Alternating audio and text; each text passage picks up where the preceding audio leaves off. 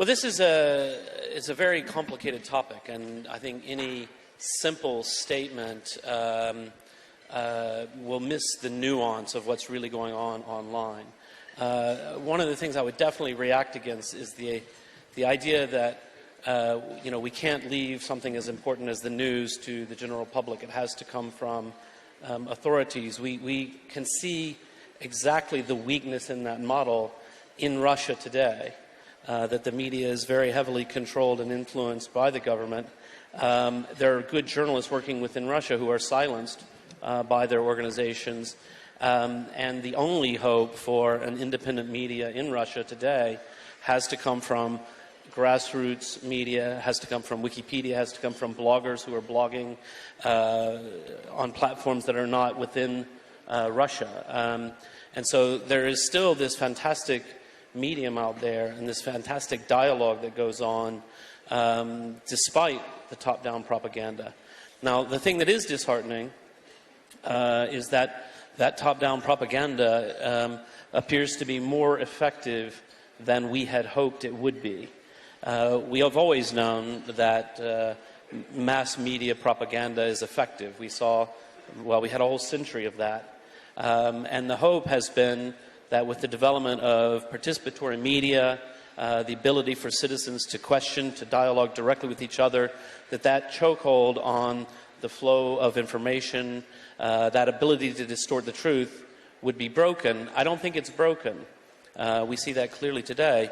But I still do think that it is dramatically weakened and that there are huge opportunities for people to communicate with each other, to engage in dialogue and so forth. So one of the things that we're doing is I'm encouraging the Ukrainian Wikipedia community to meet with online but also in physical space with the Russian language Wikipedia community for both of them to come together, because clearly these two communities, if you know them like I know them, they care more about Wikipedia than they do about any particular political situation, but at the same time they're also products of the place where they live and they're products of the media that they consume, and therefore they do need to have a serious dialogue about making sure that Wikipedia anyway is at least one avenue for alternative ideas to spread, and that's quite crucial. In regard to what the President has said, I agree completely. I'm very concerned about internet governance issues. I think one of the great costs to the world of all of the revelations about what the NSA has been up to, all of the revelations about what the U.S. government in general has been up to online, is that it has really devastated the trust that people would have.